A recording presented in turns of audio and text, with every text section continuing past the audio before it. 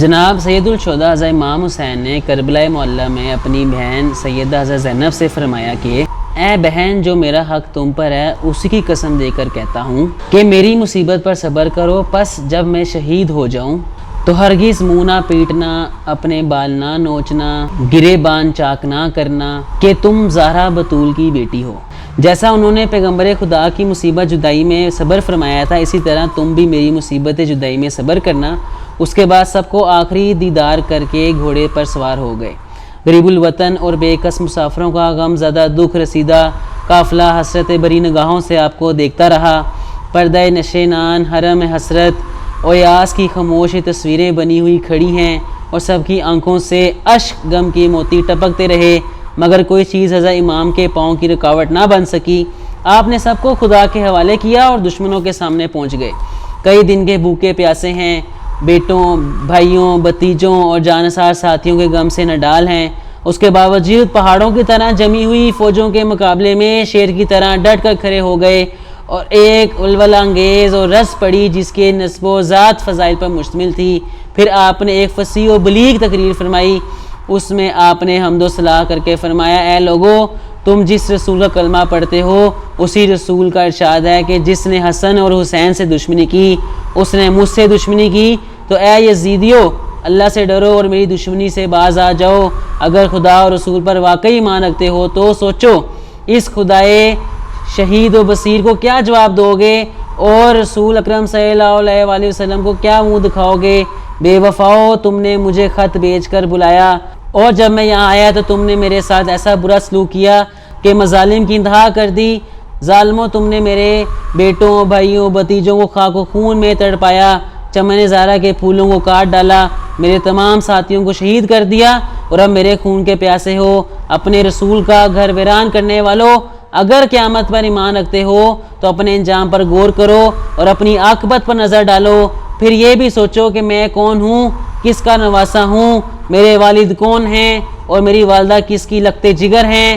میں اسی فاطمہ زہرا کا فرزند ہوں کہ جس کے پل صراط پر گزرتے وقت ارش سے ندا کی جائے گی کہ اے اہل محشر، اپنے سروں کو جھکا لو اور اپنی آنکھوں کو بند کر لو کہ حضرت خاتون جنت 70,000 حوروں کے ساتھ گزرنے والی ہیں۔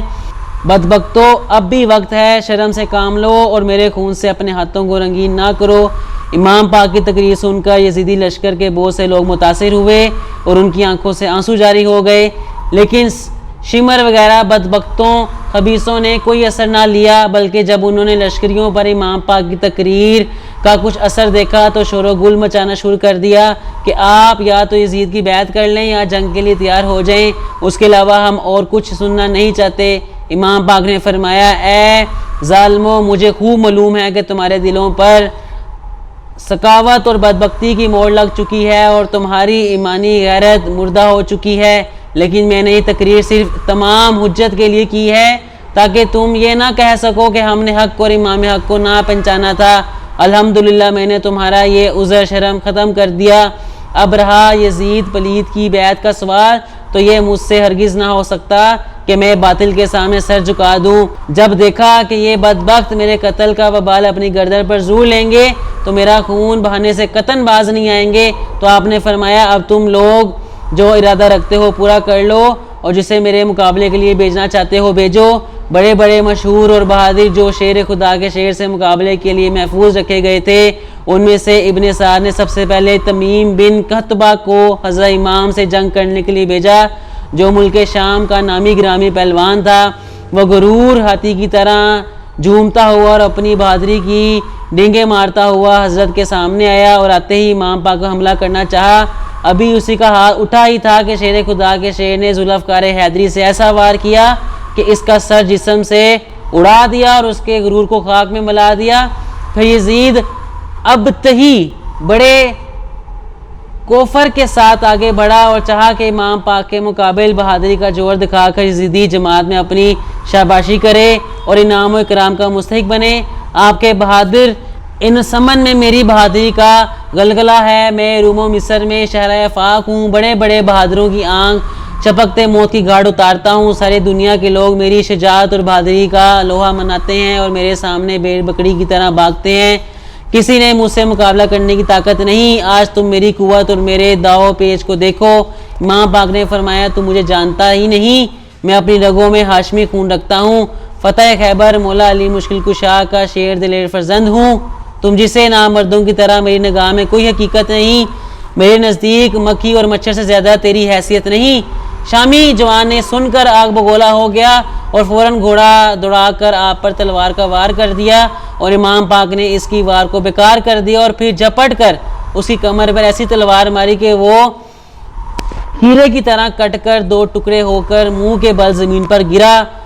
بدر بن سہیل یمنی اس منظر کو دیکھ کر غصے سے لال پیلا ہو گیا اور ابن سعد سے کہا تم نے کن گواروں کو حسین کے مقابلے میں بھیج دیا جو دو ہاتھ جم کر مقابلہ نہیں کر سکے. میرے چاروں بیٹوں میں سے کسی ایک کو بیچ کر دیکھ, ابھی منٹوں سکنٹوں میں حسین کا سر کاٹ کر لاتے ہیں. ابن سعد نے اس کے بڑے بیٹے کو اشارہ کیا. وہ گھوڑا دوڑاتا ہوا امام پاک کے سامنے گیا. آپ نے فرمایا بہتر ہوتا کہ تیرا باپ مقابلے میں آتا کہ وہ تجھے خاک و خون پر تڑپتا ہوا نہ دیکھتا.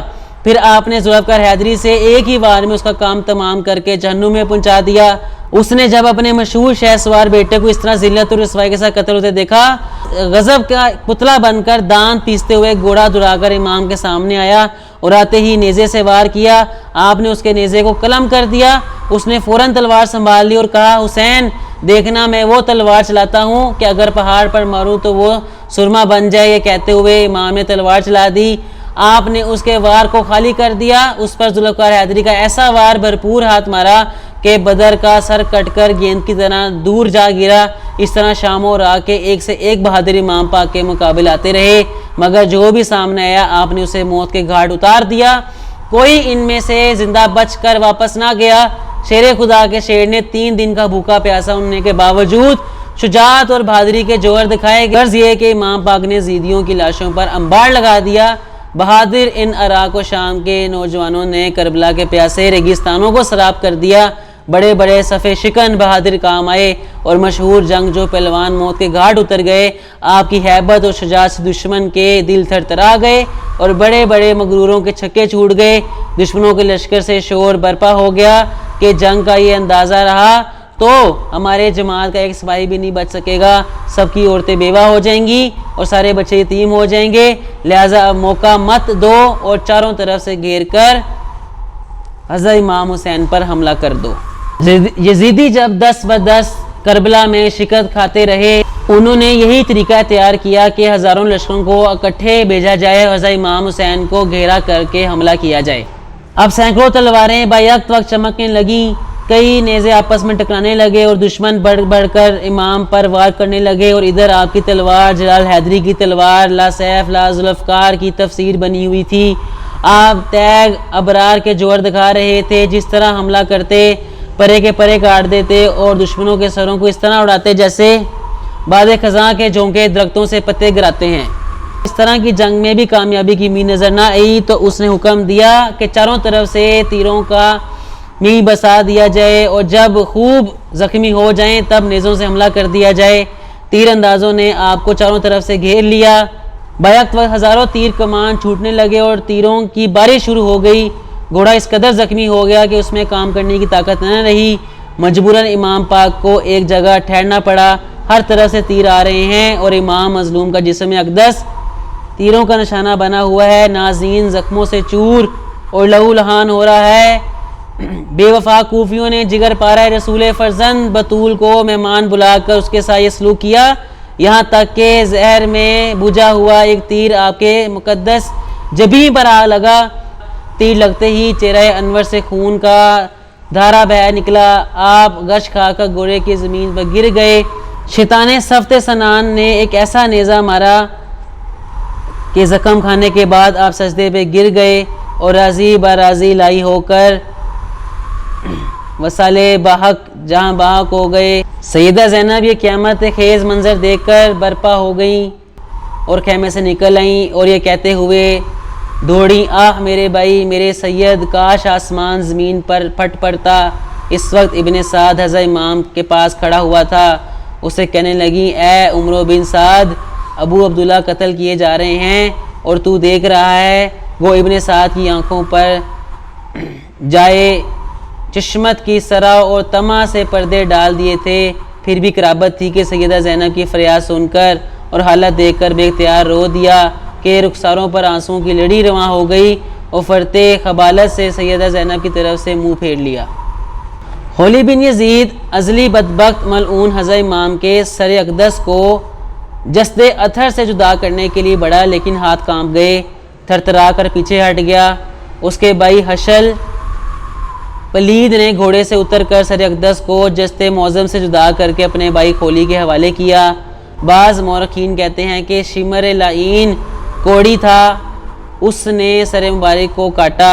سرور دو عالم صلی اللہ علیہ وسلم نے فرمایا تھا کہ میں نے خواب میں دیکھا ہے کہ ایک ابلک میرے اہل بیت کے خون میں منہ ڈالتا ہے۔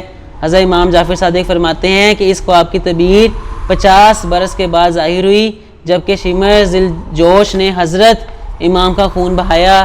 حضرت محمد بن عمر بن حسن فرماتے ہیں کہ ہم کربلا میں امام پاک کے ساتھ تھے، آپ نے شمر کو دیکھ کر فرمایا اللہ اور اس کا رسول سچا ہے۔ رسول اللہ صلی اللہ علیہ وسلم نے فرمایا تھا کہ ایک اہلک کتے کو دیکھتا ہوں جو میرے اہل بیت کے خون میں منہ ڈالتا ہے۔ آپ نے جیسے عطر پر 33 زخم نیزوں کے اور 40 زخم تلوار کے تھے، اور آپ کے پراہن شریف میں 121 سوراخ تیروں کے تھے۔ ظالموں نے میدان کربلا میں آل کا سارا سامان، امامہ مبارک، جبہ، پاجامہ، لعین، چادر، ذرہ، انگوٹھی، تلوار وغیرہ لوٹ لیا۔ بختوں نے حضرت امام کے جسد اور عطر کو گھوڑوں کے ٹاپوں سے پامال کر کے ریزہ ریزہ کر ڈالا۔ اس سخاوت قلبی اور سنگ دلی پر زمین کانپ اٹھی، عرش الہی تھرتھرا گیا، زمین و آسمان خون کے آنسو رو رہے تھے۔ شجر و حجر سے نالے اور شیون کی صدائیں بلند ہوئیں، جب وانس اور ملائکہ آسمانی میں صف ماتم بچھ گئی۔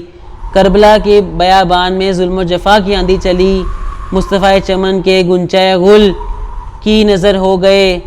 حسین صادق جان باز نے اپنے نانا جان کے ساتھ کیا ہوا عہد پورا کیا اور دین حق پر قائم رہ کر اپنے کنبہ اور اپنی جان راہ خدا میں ایسی ثابت قدمی کے ساتھ نظر کی جس کی مثال دنیا میں نہیں ملتی۔ انا للہ و انا الیہ راجعون۔